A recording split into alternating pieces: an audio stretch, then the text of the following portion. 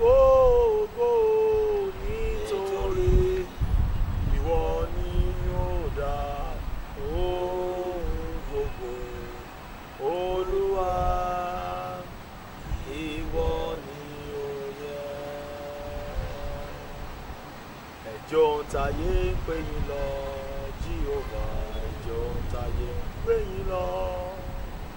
Ẹjọ́ ń tayé ń pè yín lọ, Jehovah, ẹjọ́ ń tayé ń pè yín lọ. Ẹ lágbára, ẹ tóbi jù, ẹjọ́ ń tayé ń pè yín lọ.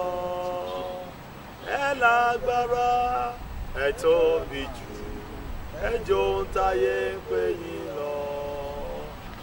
Olúwa ṣeun o, Olúwa ṣeun o, a gbé ọ̀gá o bàbá. Olúwa ẹ ṣé, Olúwa ṣeun o, Olúwa ṣeun o, a gbé ọ̀gá o bàbá.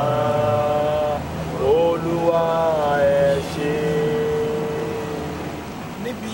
Gbogbo tẹ́ ti lórí ọ̀fẹ́ láti máa bọ̀ wá. Wherever you have the privilege to be looking at us. Ní orílẹ̀-èdè gbogbo tẹ́ láti máa gbọ́ wa lọ́wọ́lọ́wọ́. In the country where you are to be hearing us right now. Ìṣọkùnrin, ìṣobìnrin náà ni. Be it man and woman. Ìṣọmọdé, ìṣe àgbàlagbà. Be it young and old. Ẹ ti mọ̀ pé oore ọ̀fẹ́ ńlá náà lẹ́tún ní àkókò tí ẹ ń wò wá yìí. You will acknowledge the fact that this is a great privilege for you to be looking at us right now. Láti tún rí ìránṣẹ́ Ọlọ́run alààyè ni. To see the prophet of God. Tí ó jẹ́ wòlíì fún gbogbo àwọn ọ̀dọ́. That is a prophet for the youth. Láti orí òkè àánú Èrè Èkìtì. From the mountain of mercy at Èrè. Prophet Sam Olúalọ́. Wòlíì Sam Olúalọ́. Bàbá orí òkè àánú Lérè Èkìtì. A prophet on the mountain of Èrè mountain. Àwọn ẹlẹ́fà láti máa wò lójú ìran yìí. You have the privilege to be looking at him right now.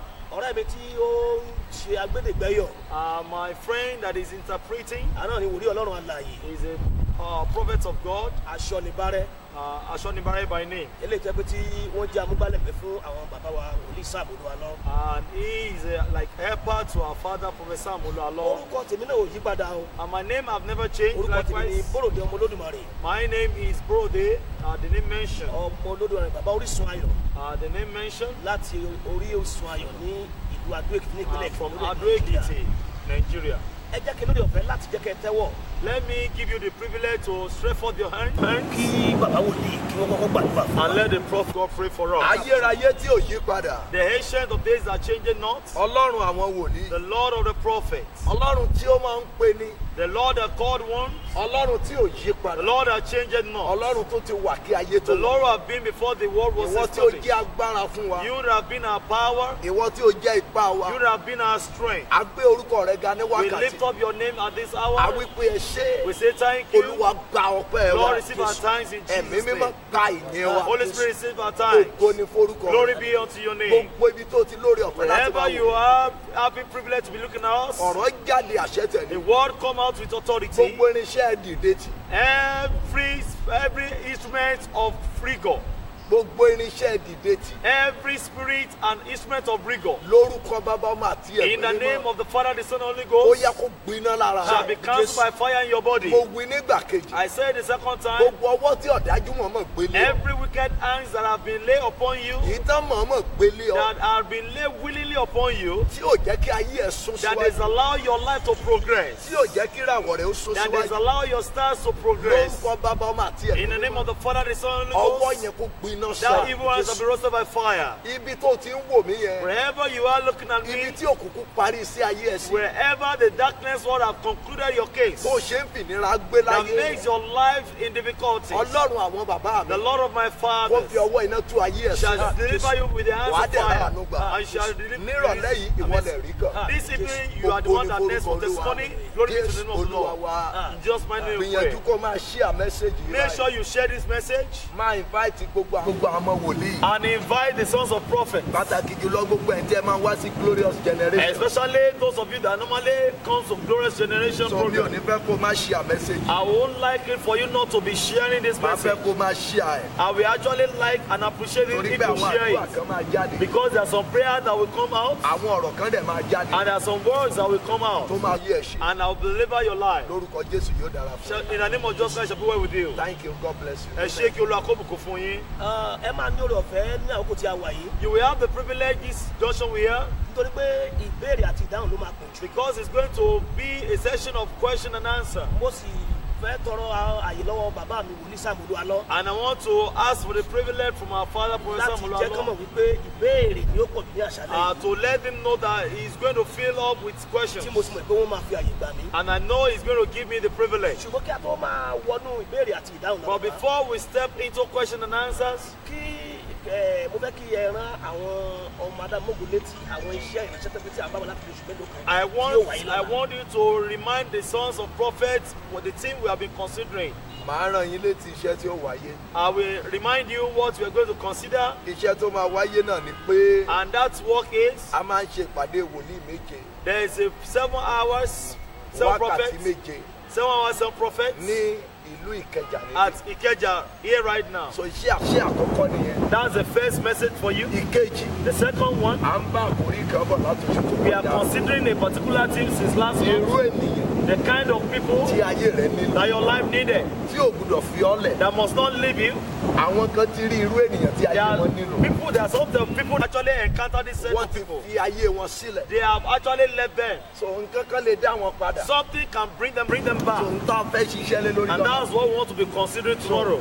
Wòlíì méje ni The wákàtí. 7 hours, 7 prophets. Ó máa ń wáyé níbi every month. It normally every last comes up Sunday. every last Sunday of the month. So ó yẹ ká ti máa sọ̀rọ̀ nípa We ẹ̀. ought to have been talking about Mo this, mọ̀ pé ẹ ti gbọ́ lórí but I rédíò. know you have had it on radio. But ó yẹ kí n ti sọnù lórí platform. I supposed to have announced it on this platform. Ṣùgbọ́n nítorí àwọn program gbogbo tí a ní. But because of our programs, Ẹlòmíì àti tún máa gbé bàbá ìtúndé kù. and some people will be actually having a thought that this man is at Lagos again. So ọ̀nà ló pọ̀ tó ṣe ti rí mi We láti have gbọ́. many So diverse àwọn ways. nǹkan tá a fẹ́ ṣiṣẹ́ lé lórí ni. That is what we want to work upon.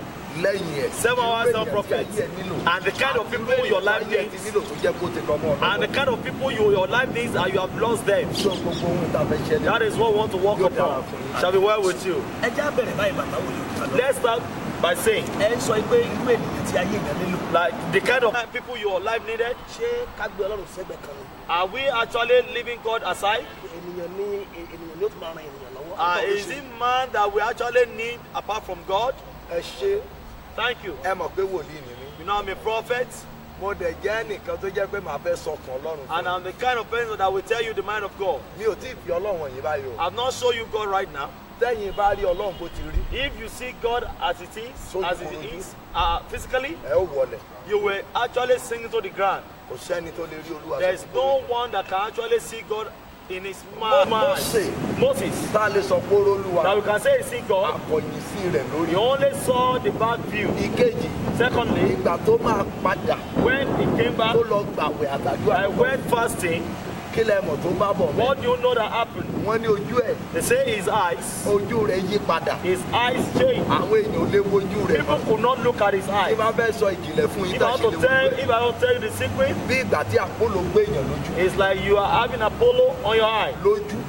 Wọ́n ní That's wọn ò lè wojú They Mósè. say they cannot look at his Kí ló eyes. ìdí tá à ń ṣe lè wojú Mósè? Why can't they look at his eyes? Mósè rí àkọ̀yìn sí Ọlọ́run. Moses saw the back view of God, Ojú rẹ̀ yí padà. and his eyeball Tí àwọn changed. onímọ̀ ìjìnlẹ̀ bá fẹ́ sọ ìtumọ̀ pé If the ojú rẹ̀ yí sciences padà. will change, they will Àwọn actually ẹlòmíì lè sọ explain pé it. bóyá Àpólò ló They will gbé say Mósè. maybe he's having Tí àpólò Apollo. bá lápolò lójú lónìí. No, if you are having a eyes defect, you will not want to look at it. Now káwá tí àwa sọ pé bí iná lójú Mósè ṣe. If now not say the eyes look at fire, Tójú Mósè bá rí bí iná. if his eyes look like Kò that ní of ní fire, rí kò lè sọ pé báyìí lolúwa he ti could rí. not describe how God is. Ó ní òun rí Olúwa. He said, I saw God, Ìpápá ń jó ìgbẹ́. and there's bush burning, Ìgbẹ́ kò rún. and the bush was not Mósè ò lè consumed. wò. Moses could not look at Ó it. bọ́ bàtà kí á ló He dùn. removed his sandal and Torí he pé kò lè bowed. rí bí because ògo rẹ̀ he ti could tó. not see the greatness of the Olúwa glory. wá dúró báyìí. Now if God is Ó ní standing, èmi ni say Ọlọ́run. I'm God, Èmi ni Ọlọ́run. I am God, Bó lẹ́ ṣe ṣe. how will you answer? Ibùdó ká nígbà ayé òde òní ni Jésù padà wá And if báyìí. it is this generation that just goes wá up dúró here, bí mo ṣe dúró yìí. and it's so like this, Á aṣọ rẹ̀ ya. we will nearly tear Kì his í ṣe garment. pé àfẹ́ràn rẹ̀. It's not as if you don't love him. Níwọ̀n ìgbà tí ènìyàn bá lè máa lọ rí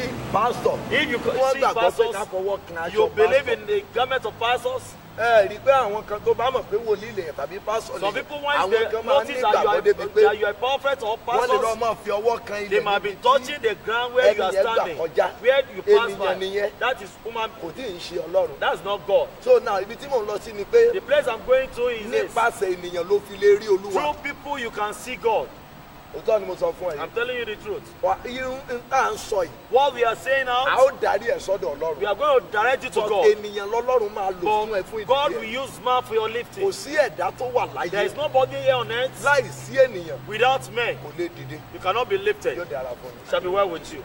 ẹ ṣe bàbá wòlíì Olúwa lọ. Thank you for your son, Olúwa ló Olúwa. máa ràn yín lọ́wọ́. God will continue to help you. À ń tẹ̀síwájú We are nípa progressing. fi ọ̀rọ̀ wá bàbá wa lẹ́nu wò. By questioning our Father, ẹ lọ́dọ̀ fẹ́ láti rí wòlíì Sam Olúwa lọ. and you have the privilege to see Máa our share Prophet Sam message. ẹ Olúwalọ. gbìyànjú ẹ dẹ̀ máa share message And make sure you share this Lórúkọ message as you are Jésù, looking yóò at dára us. fún ọ. bí ẹ ti ń share náà Ọlọ́run náà á sì máa bùkún And as you are doing that, it shall be well with you. ìpàdé àdúrà yìí máa wáyé ní ọ̀la This program will actually happen ní tomorrow. ìlú Ìkẹjà láti aago It's méjì going to láàárọ̀. commence tomorrow morning tó náà ẹ gbìyànjú bẹ́ẹ̀ ṣe ń wò wáyé ìjọba wà ní agbègbè at níbi tí a wà Ikeja. yìí. Make sure you share this Àbí àwọn message. ìlú tó pé tí ó wà ní ẹgbẹ́ Èkó níbi tí a wà yìí. Maybe you are in Lagos or you are far away. Gbìyànjú ẹ darapọ̀ mọ́ wa lọ́la. Make sure you join us Ó tomorrow. máa ní agbára púpọ̀ púpọ̀. It's going to be powerful. Bàbá wòlíì Olúwa lọ.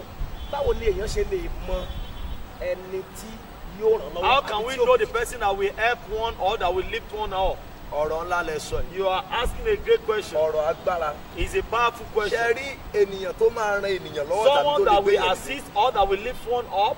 lọ́pọ̀ ìgbà ò lè tètè dámọ̀. Several times, many times you cannot recognize such. Ènìyàn tó máa ran ni lọ́wọ́ tàbí tó lu máa rán sí yẹn A lọ́pọ̀ ìgbà man ó máa that God dàbí will send àdánwò. to you or that will lift you up will actually encounter challenges. Ẹni tí a máa rán sí ọ dàbí wúrà. And someone that God will send to you will be like a gold. Gold ilé tán A mọ̀ gold. wọlé. Tí ẹ bá rí raw gold, If you see raw gold, ẹ filẹ̀. you will actually Torí pé abandon kò it lè mú dídán jáde lórí because there is no beauty on it. now ẹni tí a rán sí ènìyàn Someone that ìgbà is assigned to téèyàn one, bá kíyèsára if you are not mindful, wàá ti domi rú. you will have robbing, What? rubbish him. You will have rubbish him. So now tó bá wá rí ẹni tí a wá rán sí Now, ọlọ́pàá if you now see someone that is being sent to ẹni you, tí ò fẹ́ ọ̀fẹ́ bùkátà rẹ̀ là ń pè ní someone ẹni that tí a will rán sí. love you to bear your body is what we call the person that Irú sent to ẹni tó you. yẹ kó o ní ìdí The nìyẹn. kind of the person that your life needed. Ọ̀pọ̀lọpọ̀ rí ẹni tí a rán sí. Many actually encounter one we sent to him, Àìlèdúró gba àmọ̀ràn but because of no patience to tàbí actually ìjọra ẹni lójú or self-centeredness, ó jẹ́ kí wọ́n fi ẹni tí a rán sí wọn ó jẹ́ ká fi wọ́n it sílẹ̀. has allowed them to actually lose the person sent to Ọ̀pọ̀lọpọ̀ them. ìjọra ẹni lójú tàbí ìgbéraga yẹn Many, because of pride, ó jẹ́ kí ẹni tí a rán sí wọn made them Ó jẹ́ kó fi wọ́n lẹ̀. to lose the person that is ó assigned to lè them. mọ ẹni tí a rán sí ọ You might know someone assigned to you nípa ìfarabalẹ̀. by your patience. Tí èèyàn bá fara ẹgbọ́n Eli Samuel Samuel, a rán ohun kan sí there's a voice that came to him, ṣùgbọ́n kò tètè mọ ohun tí ń bá a but he sọ̀rọ̀. could not identify the voice speaking to Ó him. ń gbọ́ ohun yẹn He's hearing the voice. ṣùgbọ́n Eli lọ bá Samuel. But Samuel went to Eli. Olúwa ń bá ẹ sọ̀rọ̀ He ìwọ said, ọmọ yìí. God is speaking to you. Kò tí ì mọ̀. He don't know yet, but he's hearing the Kì voice. í ṣe pé kò rí ara ẹ̀ sílẹ̀. It's not as if he don't humble himself. Ẹnìkan wá wà tó jẹ́ Eli. But Ó someone ní ọmọ ohun named tí Olúwa Eli, bá sọ. he said, whatever God Ìyẹn says. ló tó mọ̀ pé à ń sọ nǹkan kan fún òun. Eli knows that God is speaking to the son. Nípa ènìyàn ó lè mọ ẹni tí a rán sí ọ. Through people, you can know the person that God sent to you. Ohun tó ṣe mí láàánú jùlọ lónìí ni pé What I actually pity today is, as a woman, ó lè jẹ́ pé obìnrin la rán sí it ọ. might be woman that is being assigned to you as a man. Ó lè jẹ́ ọkùnrin la rán sí It ọ. might be a man assigned to you as a woman. Lọ́pọ̀ ìgbà Several times, ìyá rẹ Your ó mother lè connect ẹ mọ́ ènìyàn tí a rán sí ọ. can connect you with the person that is assigned to Bàbá you. rẹ lè connect Your ẹ. father can connect Mo you. ṣe ń pé ìwà ayé àwọn ọ̀dọ́ lónìí. But as life of the A lè youth máa wo today, pé èmi you might say, Zero ẹni. myself to this fellow, èmi sírú ẹni myself to this fellow, èmi sírú ẹni myself to this person, èmi sírú ẹni. myself to this person. Ó ń jẹ́ kí ọ̀pọ̀lọpọ̀ wá sọ ènìyàn dà. Actually, I make some people to lose their effort. So ó lè jẹ́ pé through pastor ẹ, It might be through your pastor, ó lè jẹ́ through wòlíì it ẹ, might be through your prophet, at times ó lè jẹ́ through àfáà rẹ. at times it might be through your father Láàrán èèyàn sí ọ. that is going to send to you. Gẹ́gẹ́ tí mi bá so èèyàn lè mọ̀ nípasẹ̀ ìránṣẹ́ You Ọlọ́run. can know the person through the Ó son lè of mọ̀ God nípasẹ̀ ìyá. or through your mother. Fúnra rẹ̀ wá lè dàmọ̀. Even yourself, you Ẹ can jẹ́ sọ identify. nǹkan fún Let me ibẹ̀, tell ó you ti ń lọ nú something. Bíbélì I'm báyìí. going through the Bible. Obìnrin kan wà nú Bíbélì. There's a woman in the Ó scripture. fẹ́ mọ ọkọ tí a ní fún. He wants to know the will of God for his Ta life. ló obìnrin tí mò ń sọ Who yìí? is this woman? Ọmọ Ábúráhámù. He is a son, Isaac. Isaac by name. Nígbà tí Isaac fẹ́ fẹ́ ìyàwó, Isaac wants to marry. ẹrú ni a lò fún Isaac. A slave was used for Isaac. Pé Isaac wá lọ o, He said, you this slave, lọ go. fẹ́ ìyàwó fún Go and marry ọmọ mi a woman for this my son. ní ìlú mi. In my own city. Ibo ló ń pè nílùú ẹ̀ yẹn? Where is that city? Ibi ibẹ̀ yẹn ní ìlú Kristẹni. It's a place we can call a Christian Àwọn tó ní organization. doctrine. Some people that have doctrine, Ìwà.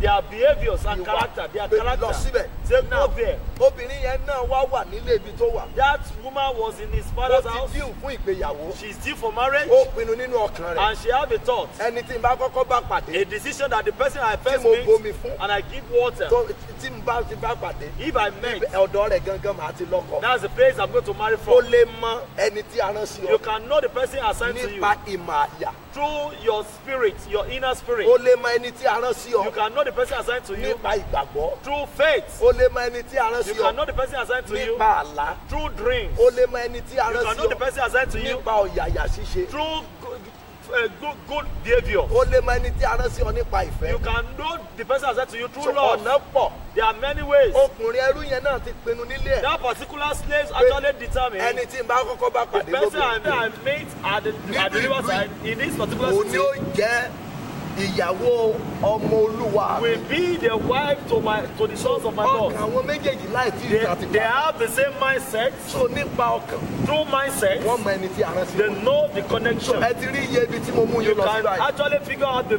path that I'm taking Ó you. lè mọ ènìyàn tí a rán sí You ọ can know the nípasẹ̀ person that is assigned to you through your parents, nípasẹ̀ àwọn ọ̀gá ẹ̀, through your boss, nípasẹ̀ àwọn ènìyàn tó yí ọ̀gá, through the people around you, nípasẹ̀ pásítọ̀. through your pastors. Ó mọ ẹni tí a rán sí You ọ. know the person assigned to Bẹ́ẹ̀ you, bẹ́ẹ̀ lọ. Yóò dára and fún many more like that. Mo kí bẹ́ẹ̀ ló ṣe wá sá. I greet you. Ẹ jẹ́ kí ìyàsápá kankan tó tẹ̀síwájú. Let me digress a little bit. Jẹ́ ó ṣeé ṣe àwọn online member Is it possible for online members tí wọ́n ń wò wáyé. that are watching Ó ṣeé us? ṣe kí ara yín sí wọn. Is it possible for you to be sent to them?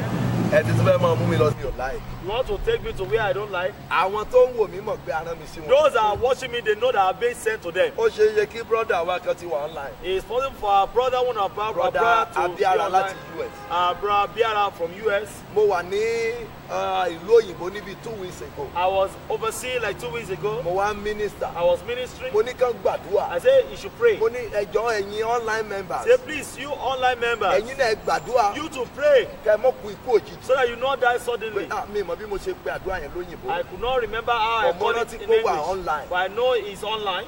But kí n má ṣàkú ikú òjijì ni. The prayer is against sudden Pé kán death. gbàdúrà yẹn. That they should Wọ́n pray wá that ń prayer, gbàdúrà yẹn. and they pray the prayer. Ọ̀gá yẹn send the message sí mi. That brother sent a message to me. Lẹ́yìn ìgbà tó gbàdúrà yẹn tán. After you had Igi prayed, ńlá kan wà lẹ́yìn ilé ẹ̀ there is a gẹ́gẹ́. particular big Ibi tree tí ọmọ rẹ̀ behind his wà. house Ibi tí ọmọ wà. where children are playing. Tí gbogbo wọn kó ara wọn jọ They were papọ̀ sí. there playing, Igi yẹn dẹ̀ wó. and the tree Igi fell. ńlá ni o. It's a big tree, But arúgbó ọjọ́ yẹ igi but the yẹn. ancient of days actually Kúrò ní devastate ibi the tree yàrá àwọn ọmọ yẹn.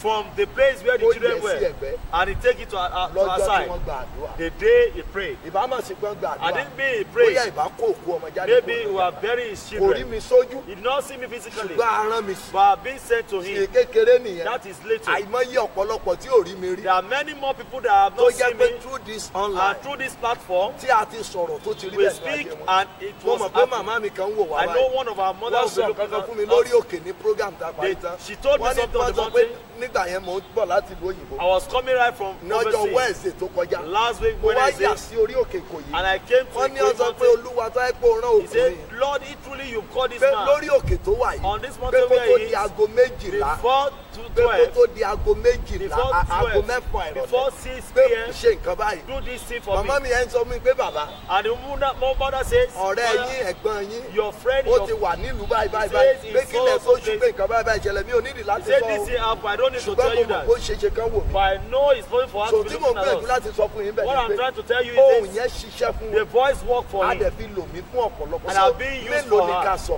How much should we mélòó count? ni ká sọ How so much can we Ọlọ́run mention? lé àìmọye There are kò ní many. lè àwọn ọ̀pọ̀lọpọ̀ ń wò mí tán lè máa There are pósì many, they are pé looking Ọlọ́run at ti lo us bàbá and they yìí can say, tí God ò have kò used this nígbà man tí for us. kí n jẹ̀sọ́ pé tí bá ẹ mọ̀ pé irú nǹkan wọ̀nyẹn ó máa ń ní mi lára It's not until I begin to explain bá or bẹ́ẹ̀ àsọdùn ni explain pé kí n máa sọ pé Olúwa ṣe báyìí Olúwa ṣe báyìí Olúwa ṣe báyìí I Olúwa don't ṣe need to be báyìí saying all that. àwọn fún ara wọn lè máa dáhùn ìbéèrè mi They themselves, they know. ìyẹn ìbéèrè tẹ béèrè yẹn They can answer the question you are asking. That wọ́n is lè it máa possible? àwọn fún ara wọn lè They máa sọ nínú themselves, they kọ́mẹ̀ntì can ask it Olúwa and ti lo bàbá comment that yìí this God Olúwa has ti used lo this bàbá man yìí for Olúwa rán us. sí God has used this man for us. God will help us. aláwọ̀ ni ògbà náà ǹjẹ́ Professor Molalo, ìjọ ṣeé ṣe is it possible kí àrán ẹnìkan sí ènìyàn that someone is being assigned to kí someone ẹni tí a rán sí ènìyàn yẹn kó dẹ̀ fi ẹni yẹn tí a rán sílẹ̀ lójijì and the person leave that person that is assigned tó to? bá ṣeé ṣe kí ló lè fà á. What ṣe. can happen? ó ṣeé ṣe It's possible. ó tiẹ̀ ń ṣẹlẹ̀ It's happening. ọ̀pọ̀lọpọ̀ àwọn tí a rán sí wọn There wọ́n are, ti fi wọ́n lẹ̀ there are many people, the people that is assigned to you have left you. ẹ jẹ́ mu báyìí Let me take it this way. ẹlòmíràn kò tí ì gòkè tán Many have not actually gone to the top. ó rò pé òun ti gòkè He thought he has arrived ó gbéraga sẹ́ni tó fà á dìde and he actually misbehaved to the wọ́n person dẹ̀ that, padà that lẹ́yìn brought him up and they ibẹ̀ gave náà him. parẹ́ mọ́ That is the end. ẹ jẹ́ ń lọ báyìí Let me go this way. ọ̀pọ̀lọpọ̀ ní politicians Many politicians, ẹ bá má gbúrò wọn láyé you ought not to hear about them. àwọn kan lolúwa lò fún wọn God have used some people for wọ́n them, ṣe rí i pé wọ́n débì kan and báyìí as they notice they sáńgbádùn got láàrin to ọdún this, mẹ́rin àwọn náà ti rò pé àwọn náà ti and di they bàbá enjoy ìsàlẹ̀ for a màmá few ìsàlẹ̀ minutes, and they thought they are wọ́n enjoying, tàpá síbi tán ti kúrò and they misbehave to the place where they have been ẹ lifted, padà gbúrò wọn mọ́ ìran wọn and dẹ̀ that is parẹ́ the end for them. tí a rán sí wọn fún wọn lẹ̀. ẹni tí a rán sí wọn wọ́n Those wọ́n that rí are pé sent àwọn to náà them, ti dìde let tán them.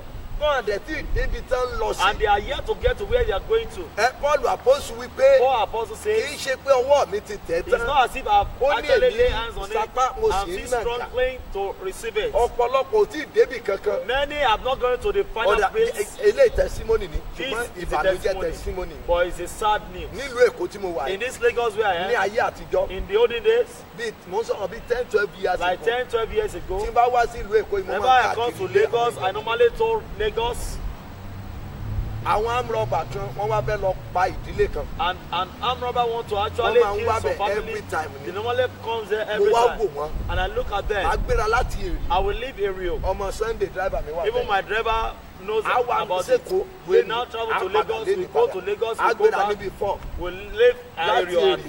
4. màá ti dé Èkó níbi Then we'll get to Lagos.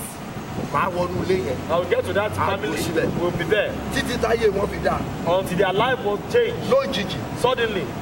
wọn àlọ́ ọmọ bódìdí ọdún mẹ́sàn-án o They are yìí ni not o. fruitful like 9 years. ṣé ọkùnrin tí ò lè ṣe bódìdí 9 The years man that cannot perform for 9 ní ọmọ years. gbọ́dọ̀ àjọdé I don't know the mountain we could not lẹ́yìn ẹ̀ get to. owó dé After that, they were Ọmọdé. rich. They had issues. They Olúwa wá had sọ child. fún mi wípé And the Lord told me, ọmọ mo fẹ́ kó mọ̀ wípé ìfàmì òróró yàn rẹ lọ̀pọ̀ àwọn èèyàn ìfẹ́ tó fẹ́ kú God torí told wọn me that, son, I want you to know that these people are just wọ́n wá depending on sí your Èkó anointing. fún odidi ọdún kan Don't come to Lagos for a whole Ọdún year, kan. just a year. prógámù yìí níbí This program mo here, dẹ̀ náwó lé lórí rédíò I've been spending money Mo on rán radio. èèyàn wá. I send people Mi ò there. wá bí. I did not bí come. ìsìgbé kọ́ And now I did not hear ẹni receive tó any súnmọ́ call. mi jù mi ò gbé kọ́ The lù person that came closer mo to me, I máa don't pick tó call. bá pè mí mi ò ní gbé ibùdó lónìí náà mi ì gbé kọ́ọ̀lù náà fún ọtún mi Even this day, I don't pick call regularly. ṣùgbọ́n láyé àtijọ́ But in those days, fóònù ń jẹ́ ìsinmi phone did not allow me Wọ́n to jẹ́ rest. ráyè They gbàdúrà. don't allow me to pray. àṣẹ wọn ò fẹ́ mi They don't love me. ìfàmì òróró yàn ayé mi They náà only fẹ́. love the anointing on my life. wọ́n tí mo fẹ́ lè kú nítorí wọn Those that I nearly died because of them,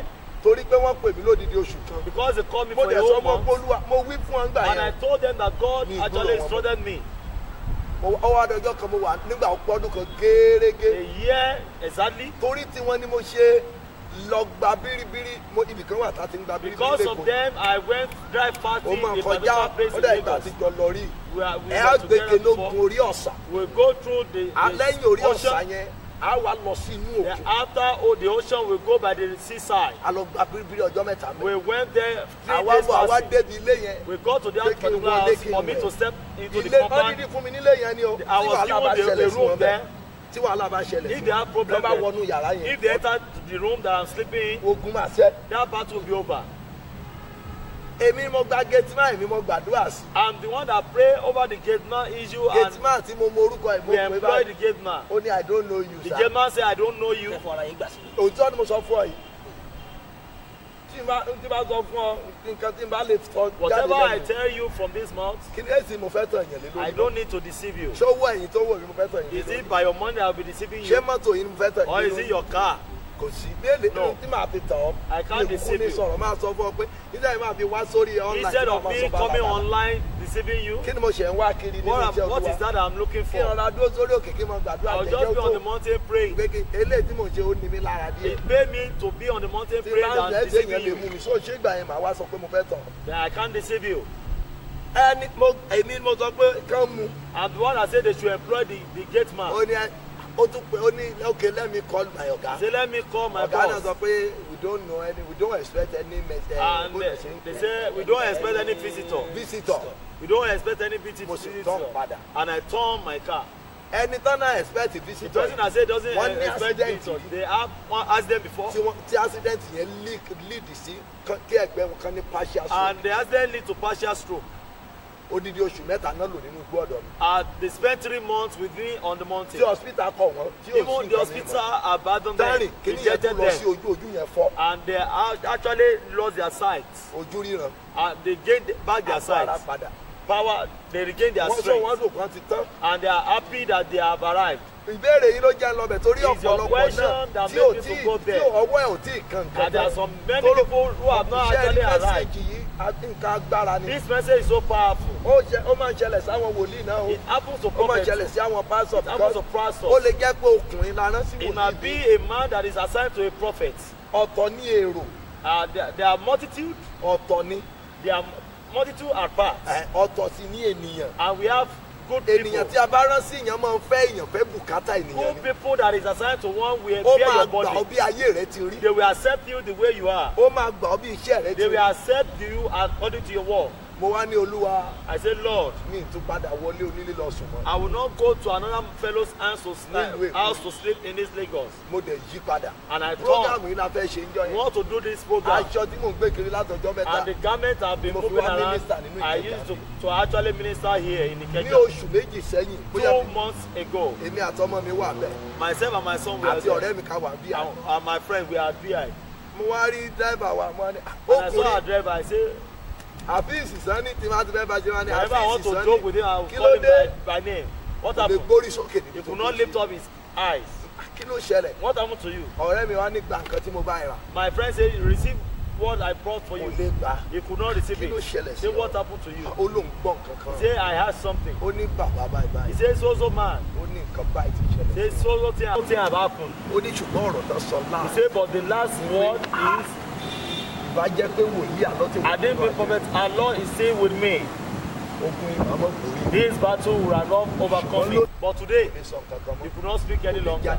We could not even step out of the house. We could not do anything. bẹ́ẹ̀ náà ló ṣe rí sí ọ̀pọ̀lọpọ̀ That àdúrà had happened to many people ṣé ẹ mọ̀ also. pé ọmọ ìjọ ló ṣe nìyẹn ṣẹlẹ̀ You sí know, that happened to a member. pé ènìyàn ló fa ìpè rẹ dìde sókè So God have used some people to draw your calling up nígbà tó ò tí ì jẹ́ nǹkan kan when you are but Now, nothing. nígbà tó go wá But fara now that you have a ó wá glory rí i pé ìwọ náà ti dìde and you now thought you have mo ti arrived, dìde lónìí you have arrived so mi ò today, ní ìdí irú that yìí you mọ́. don't need so set of people again.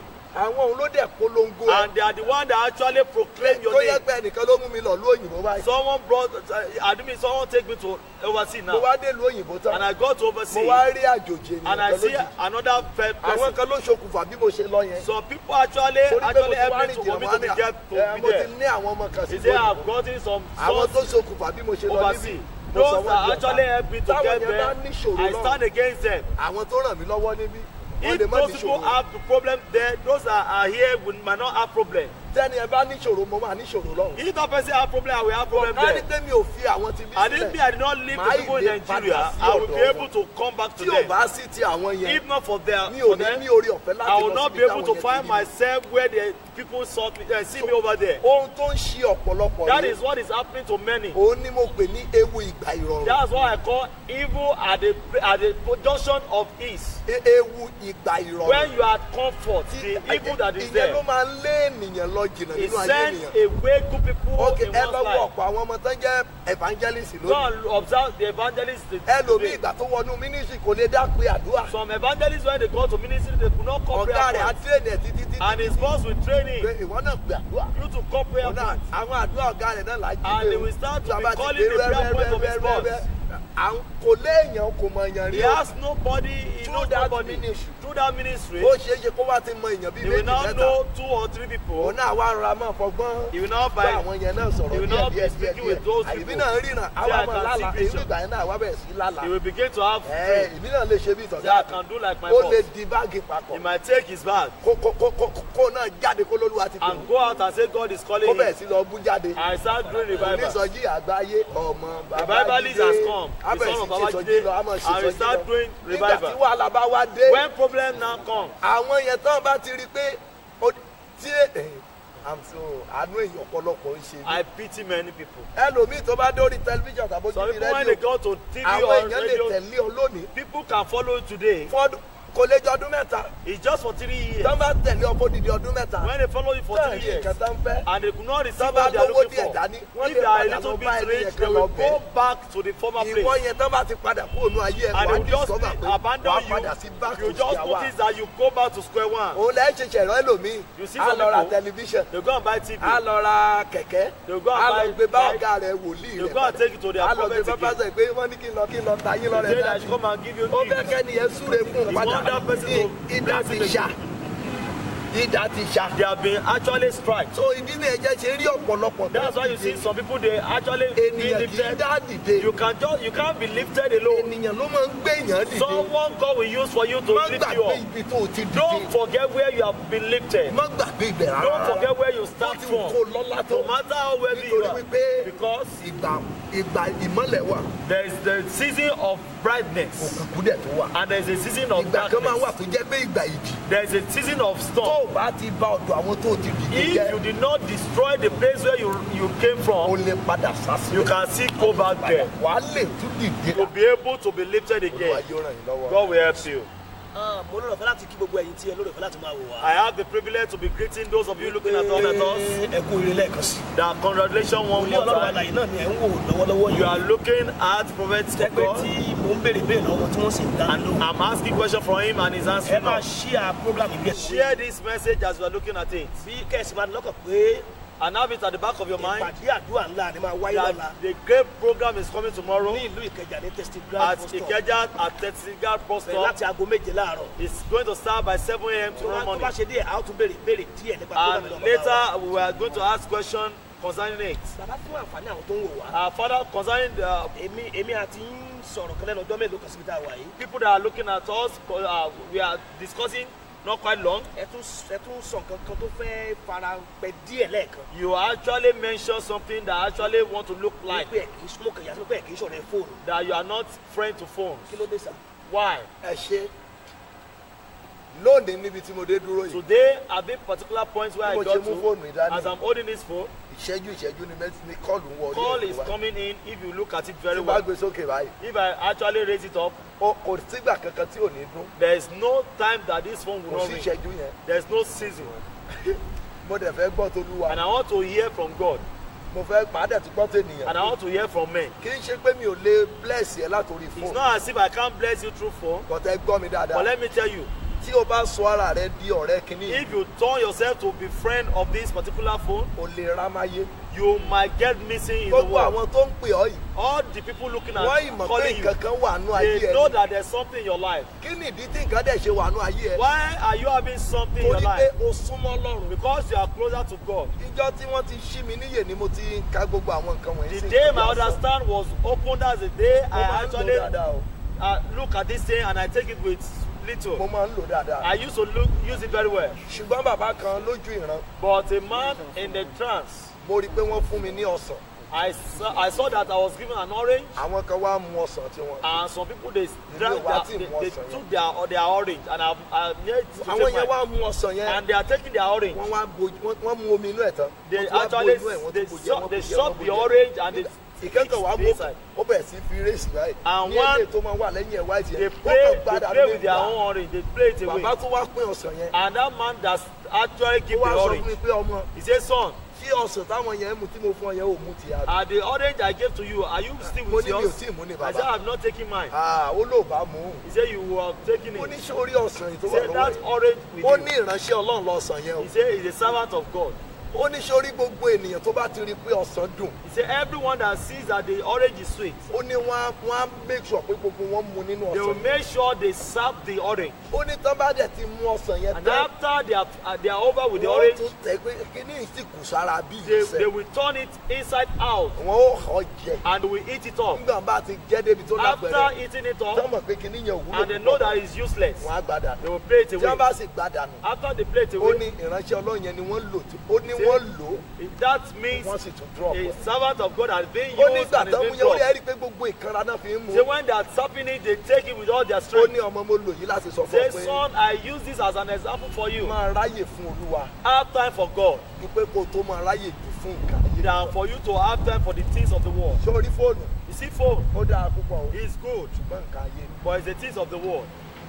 ẹ ṣe bàbá wò. o ò lè dúró ti gẹ́gẹ́ bí ẹni You ẹ̀mí. cannot stand with it as Okay, lónìí a báyìí. spirit person. rédíò program ní lẹ́kọ̀ọ́ wọ́n á gbé lọ́nà mẹ́ta. Today, a radio program at Lagos, they mi will ò dẹ̀ lè take sọ it three. mẹ́sẹ̀gì lórí rédíò. I cannot give message on radio. iye èèyàn mélòó ló máa pè mí lórí. How many people will call me lórí bíbẹ̀ yẹn. on that platform? iye èèyàn mélòó ló máa kàlẹ́ndà orí òkè. They own the calendar on the àwọn kan sọ testimony lórí Some kàlẹ́ndà people lórí give òkè. testimony concerning that wọ́n ní mo calendar. gbàdúrà sí He say, I kàlẹ́ndà. pray on calendar, wọ́n bí òkú ọmọ. and they pray back to that wọ́n wá child. ó wà mo mọ̀ kó wà lórí I system know àwọn it's on kan the wò. system. Some people watch it. wọ́n wá fi kàlẹ́ndà yẹn pa kì í ṣe pé wọ́n fẹ́ kó ọmọ yẹn jí. They don't. It's not as if they want kéèsì that sí child mọ́ bàá mọ̀ kú torí pé wọn ò rí nǹkan tán lè fi lé to. lórí. They cover Wọ́n the wá child fi with kíní that yẹn calendar. páàkì. They Wọ́n fi use that ráàpù calendar nígbà to tó fẹ́ wrap the ju baby. nǹkan dànù. ìgbà tán máa padà By débẹ̀ the time they go back there, ààyè ọmọ ni wọ́n bá. the child has come kàlẹ́ndà ò alive. ṣẹ́kù ẹyọ The kankan. calendar did not remain. kàlẹ́ndà ò one. ṣẹ́kù o. They did not remain now 8. nọ́mbà mẹ́ta ló wà lára There are kàlẹ́ndà. 3 numbers on the calendar. àwọn èèyàn yẹn dẹ̀ wà lórí òkè níjọ́ And yẹn those ká má people that are tètè on the sọ̀rọ̀ lórí rédíò. mountain, not to talk of radio. èèyàn mélòó ló máa fi pàtẹ kàlẹ́ndà yẹn pè mí. How many people will be calling me through that calendar now? tí n bá wá ìṣẹ́jú mélòó ni mo fẹ́ fi dá gbogbo èèyàn lórí How many ìbàjẹ́ tán. minutes will I be using to answer to the mo ń call? gbé kọ́ọ̀lù I used to pick call. tí ìgbà mi ò ní di 2 hours màá máa pick kọ́ọ̀lù Like lọ. 2 hours I used to pick call.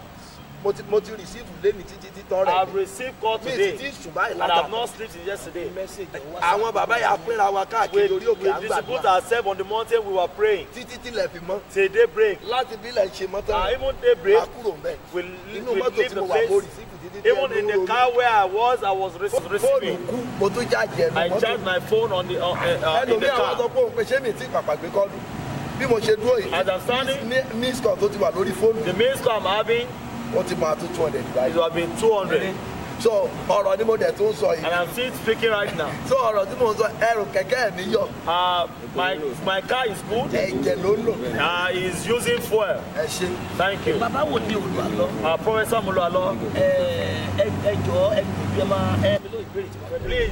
please answer this question I torí want kí to àdúrà ask, àwọn èèyàn kó lè gbà. so that the prayer of people should be answered. ìbéèrè náà ni wípé And this is the question: tí a bá ń lo ènìyàn fún ìgbédìdì if one is being used for your lifting, ǹjẹ́ ó ní nǹkan kan tí ó yẹ kí ẹni tí a gbédìdì máa fi dá ẹni tí ó ń gbèdìdì dúró.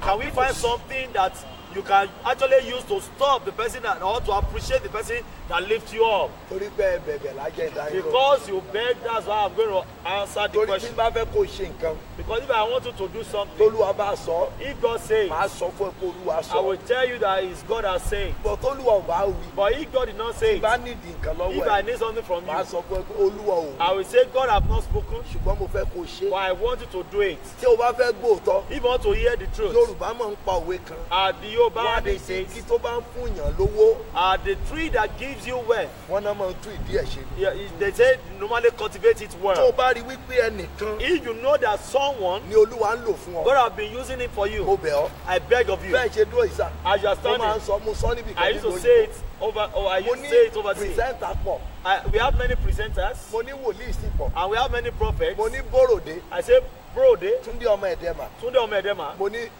àwọn tí mo lè fi wọ́n wé ó ṣọ̀wọ́n the person I can actually typify them mo or nítorí pé mo sometimes lè ré wọn lórí àǹgà because I can actually take them anytime. kí n lò wọ́n nígbà tó bá I wù can mí. use them anytime. but àwọn ẹlòmíràn kì í But ṣe there are pé some mo set of fẹ́ràn mi people, it's not as if they don't love me, ṣùgbọ́n mi lè dédé ré wọn. but I can't just use them. now mi wá lè rìnrìn àjò I cannot actually go bó traveling, ti wù kó bí ò tẹ̀ ní ju pẹ́ńsù no matter how bá small it travel is. lọ́pọ̀ Maybe ìgbà. even if it is pencil, tí n bá ń bọ̀ nílé if I travel, if I'm àwọn coming ará back tí mo home, lọ bá ní travel wọ́n máa people bèrè that- lọ́wọ́ mi pé bàbá people that I met are kì í traveling, ṣe they will ask, àsọdùn wọ́n máa bèrè pé ṣé ẹ máa lọ ń tajà ńlé ni are you going back home selling these goods? màá máa sọ fún ẹ pé igi tó bá ti ń mú owó fún I used to ènìyàn tell them that the tree that wọ́n máa actually tún give ṣe wealth, ni. Bọ̀dá normally tó bá cultivate jẹ́ it. pé ìyàwó mo ti sọ Brother, if it's your wife tó that bá God jẹ́ has pé been ìyàwó ẹ̀ using, lọ́lọ́run lò fún if ẹ God has been using your wife at for you, times máa appreciate ẹ you have to appreciate her.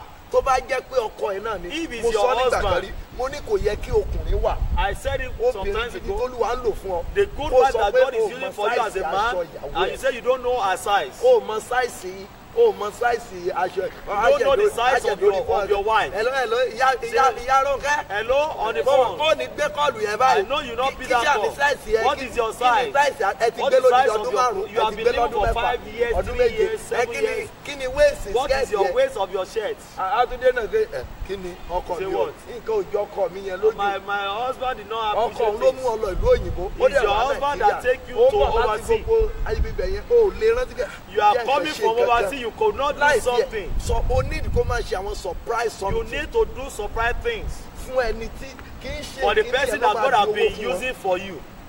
kì í ṣe tó fún wọn yẹn ló It's lè sọ not that wọ́n di which ńlá you give to them that will make them great. ẹni tó fún ọ ní 1 million The person that gave you 1 kó million fi bẹ̀rẹ̀ business for you to start ní ìkẹ́ business. ìlú ló fẹ́ lọ rà fún What is the worth of what you are going to give to kò him? gbèlé lọ́wọ́ ẹ He did not take things from you. àtẹ́yìn tó kíyèsí ṣẹ̀dẹ̀ sọ pé ah dáàdi ẹgbà Just say, "Daddy, take." ẹgbà Mommy, take. ibùdó lọ́pọ̀ ìgbà ó lè jẹ́ pé àdúrà Several times, even prayer. ló á fi máa ran ẹni tí You'll be using it ènìyàn rẹ lọ́wọ́ mo to sọ ní help the ìkànnì person that láìpẹ́ have helped you. ọmọ àwọn wòlíì kan rí ọkùnrin kan Some of prophets, they saw ṣe a náà rò man. pé àdúrà ogun náà ń gbà lé mi lórí They thought they are praying over battle for me. ó wá ní olúwa Say, Lord. wòlíì olúwa ló gbúdọ̀ kú This prophet must not die. tó bá kú If he die, èmi láyé dá lóró we'll be in trouble. Jesus, wọ́n wá Jesus. súnmọ́ tòsí rẹ̀ And they move closer wọ́n ya fọ́tò rẹ̀ and they snap him wọ́n wò dáadáa and they look at him very well. bàbá And he say, ṣé Father, ẹ mọ̀ lágbájá do you know lágbájá this also person?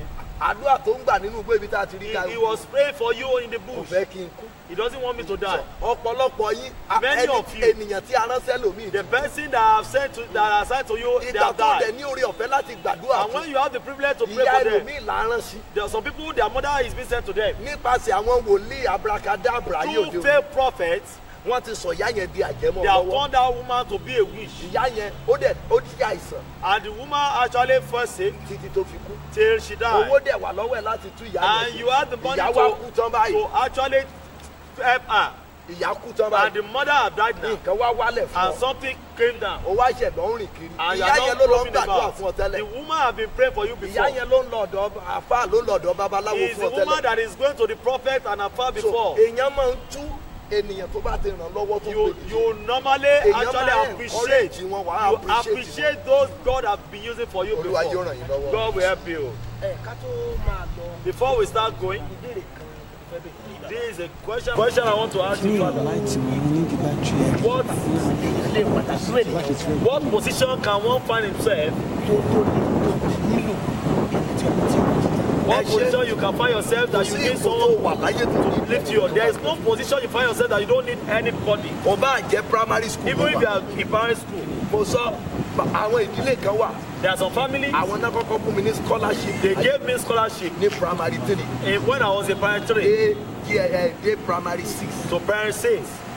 láì mọ̀ wípé wọ́n rí nǹkan kan nínú ayé Not knowing that they see something in my life. primary school ni mo ti I was in primary school when I see someone that lift me tírú up. ìyẹn bá ṣẹlẹ̀ ipòkípò láti kékeré ló ti ní ìdí. You need someone right from your teenage. ọ̀gá tó ń béèrè pé ṣé program ọ̀la ni program Ìkẹjà You that you are asking for program. Tomorrow is second last Sunday is tomorrow on is the last 1st, Sunday. October 1st.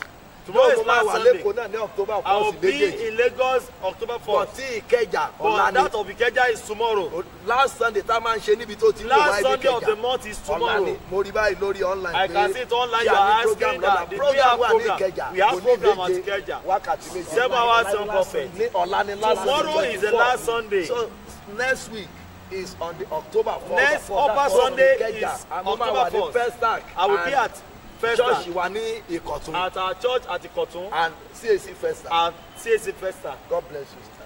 bàbá wò ní ìwà náà ẹ jẹ́ ká kú ṣàlàyé díẹ̀ tó dà pé àbúrò àti ìbúrò àti Let's expatiate this the more program tẹ̀kú tí ó wà because of the program that will come up tomorrow. For those that have the privilege to be watching us. Sátidé ó dà pé ó ṣì máa parí ní ọ̀sẹ̀ tó ń bọ̀. Because we are having last Saturday next week. Jọ mo tiẹ̀ máa bẹ̀ ọ́ lọ́la. Please, I will beg of you. Tó bá ń bọ̀ tètè débí lọ́la. If you are coming, come early tomorrow. Torí màá wà ní online bóyá ní 6 o'clock. Because I will be online Àbí 6 o'clock or 7 tomorrow 7 morning. láàárọ̀ màá sáré ṣe nǹkan kan. 7, I will quickly say do Between something. 6:30 to 7. Between 6:30 Màá and sáré bá 7. torí mi ò ní pẹ́ kúrò níbí láàárọ̀. Because I will quickly leave Lọ́la. this place tomorrow. So tó bá fẹ́ rí mi fún If you counseling want to see me for tàbí counseling, kò ń bọ̀ ní program or you are coming for this tó bá program, débí ní 2 o'clock if you come here màá at ti 2, parí counseling I will have round up counsel sọjí. and revival. So tó bá lé èèyàn rẹ tó ń bọ̀ If you have people tètè pè coming, wọ́n ní alẹ́ yìí. call them tonight. Ní ká mú àwòrán rẹ dání. Let them to bring your Ẹ̀yin ará picture. ìlú òyìnbó ẹ̀ mọ̀. You Àkọlé oversee. ọ̀pọ̀lọpọ̀ yín lè sọ àwọn testimony nǹkan tó ti You can ṣẹlẹ̀ give lórí. testimony what has happened. Ní ká bọ̀ mú fọ́tò rẹ dání. Tell them to come with your picture Kán forúkọ wọn sílẹ̀. and let them put down their names. Akẹ́tètè débí láago méjì. And let them come 7 as láti early. máa bẹ̀rẹ̀ láàárọ̀ We will start by 7. gbogbo program yẹn lọ́la All the program kò ní tomorrow kọjá ju 12:30. we will not we will round up like 1 hour 1:30, counseling and it's going to be 1 hour pẹ̀lú counseling. àwọn ìránṣẹ́ Ọlọ́run. With the So sound of 1:30 màá ti kúrò. 1:30 I will leave this place. Lọ́la so Tomorrow. ọ̀la ni Tomorrow. program yẹn.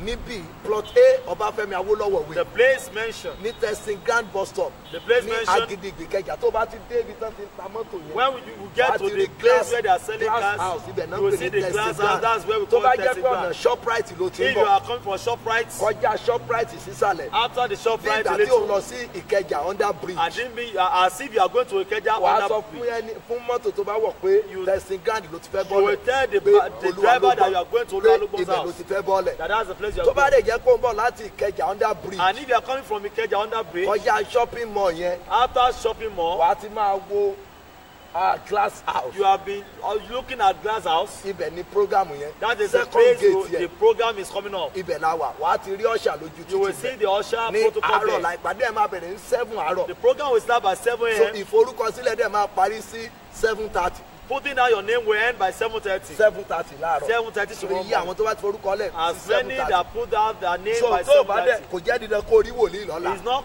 compulsory that you see bọ̀ ó prophet jẹ́ dídán tomorrow. kó wà ní ìpàdé But it's àdúrà yẹn compulsory for you to be in tó o that bá dẹ̀ ń program. bọ̀ kó gbé omi And if you àdúrà are rẹ̀ dání coming, you come with your kó water mú ẹnu rẹ̀ kó sì and dání come with your faith and tó o your bá mouth. gbọ́ àwọn ẹ̀rí tó ṣẹlẹ̀ lóṣù If tó you kọjá hear testimony that o ò ní came, fẹ́ míìsì the tọ́ta testimony of the past program, lórúkọ Jésù yóò dára fún in ọ. Jesus' name it shall be well with you. ká tó wọnú àdúrà lọ. Before going to prayer, àwọn kan ti dìde rí some people have been lifted àti once, gbé àwọn kan dìde. some people have been lifted before, wọ́n wà nílẹ̀ báyìí lọ́wọ́lọ́wọ́. and now they are on their ground. kí ni ìmọ̀ràn yín fún wọn. What is ìmọ̀ràn your mi sọ ni advice? pé kò tí ì parí fún My ọ advice for you is that it's not too late. ó ti dìde rí You are once lifted. ó dàbí pé lọ́ọ̀yà mi kan tó ṣẹ̀ kúrò It's lọ́dọ̀ like mi one of my lawyers just left a the ṣẹ̀jọ place. kúrò lórí òkè ni We left the mountain ọ̀rọ̀ together. rẹ̀ n tó jẹ́ ń sọ̀rọ̀ o His case, this the reason why I mention it. ó ẹ̀rí ẹ̀ ó fún mi lọ́kàn balẹ̀ púpọ̀. His testimony actually give me mo a rest sọ of fún mind. ọmọ mi kan tó wá láti ìlú òyìnbó pẹ̀lú mi lọ́sẹ̀ I told one of my daughter that came mo from ní ṣe rí ọkùnrin tẹ́ say, you see this man that you mo are ní looking at. 1,000 mo dẹ̀ fún lórí I òkè gave him 1,000 on the mountain tí mo gbàdúrà and I prayed for him. pé mo tún wá fi lé mọ́tò And I put him ó on ti ní the mọ́tò bed. rí He once ti have a nílẹ̀. car. He have a landed property. àgbà lọ́ọ̀yà ni He's a great ó lawyer. wálẹ̀ But he came down àpàdà tún gbé dìde and he was being lifted up mo again. ní lónìí I said today, mo ní kò sí nǹkan tí ò lè ṣe fún say there is nothing he cannot give. so máa ń ròyìn pé ó ti parí fún ọ Don't give up. ẹ̀yin tí ẹ ti gòkè ní tẹ́ ti wálẹ̀. You that you have experienced lifting o before, tún ní ìdí ẹnìkan sílẹ̀. you only need someone o ní again. ìdí wòlíì kan You need sílẹ̀. a prophet again tí ó darí ẹ̀ sọ́dọ̀. that will actually show you way, tí ó dẹ̀ gbàdúrà fún ọ. and he will pray for you, wàá dẹ̀ and you are going to be lifted. àwọn ọmọ wòlíì ti ń retí àdúrà. Some of the prophets that are expecting your má prayer, kàn pé àdúrà mẹ́ta. I'll just call 3 prayer points. lẹ̀kùn tí ọ̀dájú fi ọ̀gànjọ́ tì wọ́n. The door that the wicked have shut against me in àánú the sí midnight, lẹ̀kùn yẹn fún mi. mercy open it for me. òru la máa ń ṣe. In the midnight lẹ̀kùn wickedness, tí ọ̀dájú gba òru tì wọ́n. the wickedness that shut the door against me in the midnight, àánú sí lẹ̀kùn yẹn. mercy open that door wàá for me. pe Jésù níbi You tó call wà. the name of Jesus Christ where you are, pẹ̀lú ìbínú ọkàn. with all your mind. wàá pè pẹ̀lú gbogbo You agbára. call it with all your strength. lẹ̀kùn tí àwọn ọ̀dájú The ènìyàn door that the wicked have tí wọ́n shut, gba òru tì wọ́n that bọ̀. have shut against me at night, àánú mercy. ó yá sílẹ̀kùn náà. Open it for ó me. yá àdúrà náà. Prayer in the name of Jesus. Pray it. àánú sí. Mercy, open it. Mercy, open it. Mercy, open it. Mercy, open it. Gbọ́ àdúrà. Yeah, prayer. Olúwa For wà. Jesus' ó name. máa wù mí kó wà ní plot A. I will allow it for you to be a plot A. Ọbáfẹ́mi Awólọ́wọ̀ wé. Ọbáfẹ́mi Awólọ́wọ̀ way testing grand at bus stop Tessica bus ní stop Agídìgbì Ìkẹjà. at Agídìgbì Ní àárọ̀ ọ̀la. Ìkẹjà tomorrow morning pẹ̀lú àwọn wòlíì Ọlọ́run with alọ́. the prophet of the living God. a ti wọ ìlú Èkó We báyìí. are Lagos right now láti alẹ́ yìí. and from ló ti tonight. bọ̀ sọ̀rọ̀ ibi fúnra mi ti wọ̀ Even ìlú Èkó. myself as I'm speaking to you, I'm at Lagos. And it's going to be powerful tomorrow so morning. kò ní sí Sunday school There will láàárọ̀. be no Sunday school tomorrow morning. àdúrà bó ṣe èyí mẹ́ta ló kọ́kọ́ dé. It's prayer all through. àdúrà láàfin bẹ̀ láàfin It's bẹ̀. prayer all through. àdúrà kejì. The second prayer point, ẹ̀mí tó wà ní ara mi. that's my body. tó máa ń sọ mí di ọ̀tá ènìyàn tí a bá rán That sí makes me an enemy to my helper. jáde lára mi. Get out of my body. ẹ̀mí tó wà lára There's mi. spirit in my body. tó máa ń sọ mí di That ọ̀tá makes me an enemy to my helper. ènìyàn tí a rán sí mi. My enemy to my helper. ìwọ ẹ̀mí ò ní You bàjẹ́. may say you cannot destroy me. jáde kúrò láyé Get out of my body. ó yá àdúrà Prayer. ẹ̀mí tó wà lára mi. tó máa ń sọ mí di ọ̀tá ènìyàn tí a rán sí mi. lórí Jésù máa jáde tí ayé mi sílẹ̀. lórúkọ bàbá wa ti àtìmọ́ tí ayé mi sílẹ̀ tí ayé mi sílẹ̀. olúwa tó àdúrà Yeah, prayer, Lord. lórúkọ Jésù For in Jesus' olúwa mighty wá name we pray. ẹgbà ìkẹta. Pray the third prayer. ẹ̀mí tí àwọn èèyàn máa ń fà lọ́wọ́ The sókè. spirit that people do help. tó máa ń wù kí tó máa ń wù pé ẹ máa fa ẹni The sókè. spirit that we attract helper. ẹ̀mí yẹn ló wà nínú ayé ọkùnrin tó wà lẹ́nu ọ̀nà tẹ́ḿpìlì. The spirit is in the life of that lame man by the nígbà temple tí gate. Pétérù rí When Peter saw ó him, ní wúrà àti fàdákà saying, Gold and silver we have bọ̀ none, ohun tí èmi ní but ìlú what I ọ̀fun have I give ó to you. gbé dìde sókè. And was lifted up. ẹ̀mí tí ó máa ń wù pé kí ènìyàn ó ràn The lọ́wọ́ spirit that attracts help. ó yá wọnú ayé mi. Say, come into my life. ẹ̀mí tó máa ń wù pé kí ọkùnrin The ràn spirit that lọ́wọ́ attracts help from men. kí obìnrin ràn lọ́wọ́ That attracts help from women. ẹ̀mí yìí wọnú ayé That mi spirit lọ. come into my life. àdúrà là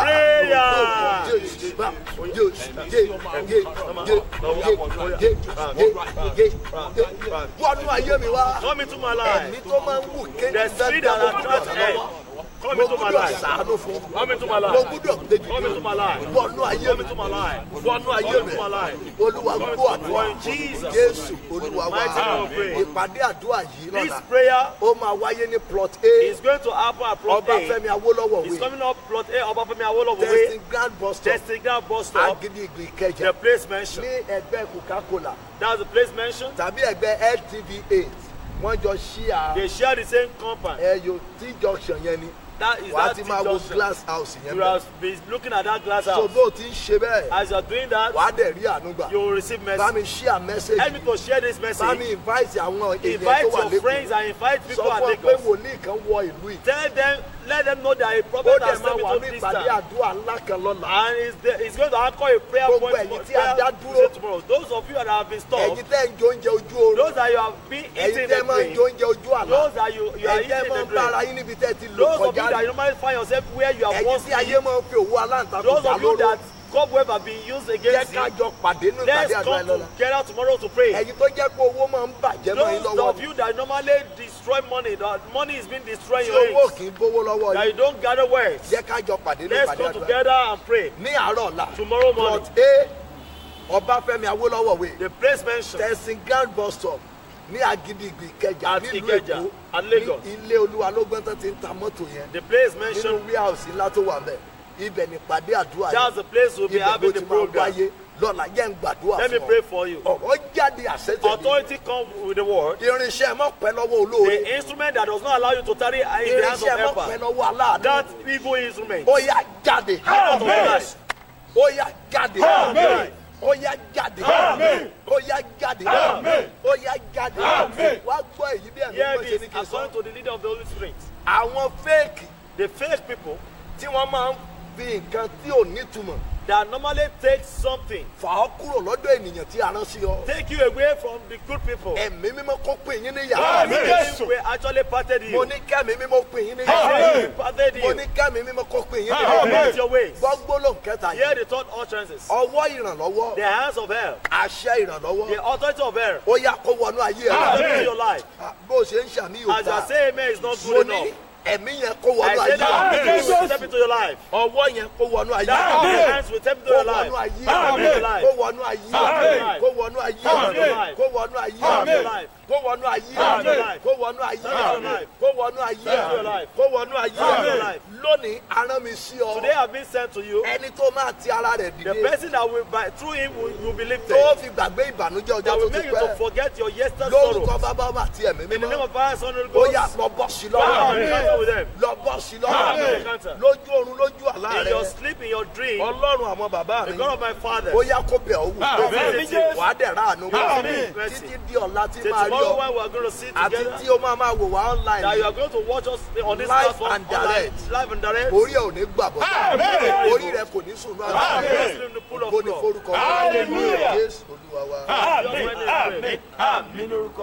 Thank you. títí di ọ̀la tí a ó jọ Till pàdé tomorrow when we will be coming together nínú ìpàdé àdúrà wòlíì méje wákàtí méje. in that great program 7 hours on prophet. mo ń kí àwọn adámọ́gbò media department. I'm greeting the media department of lélẹ̀ tí Adal bọ́dà Mogo yẹmí ń bẹ Group. lára wọn The name mentioned Brother Boyemi, Deji, Brother Brodeji, Brakin, àti ọ̀rẹ́ mi Broshion, sẹ́ni tí mi ò tí morúkọ wọn dáadáa. Broshion by name. mo gbọ́dọ̀ ṣe mo kí yín o. I greet you bákan all, náà mo kí wòlíì ọlọ́run Brakin, alààyè. and I greet the prophet of bàbá God mi aṣọ níbàárẹ̀. and my father, Prophet ẹja pàdé Ashon. sí ìpàdé àdúrà náà. Let's come together tomorrow. ẹ ṣé púpọ̀. God Thank you. bless you.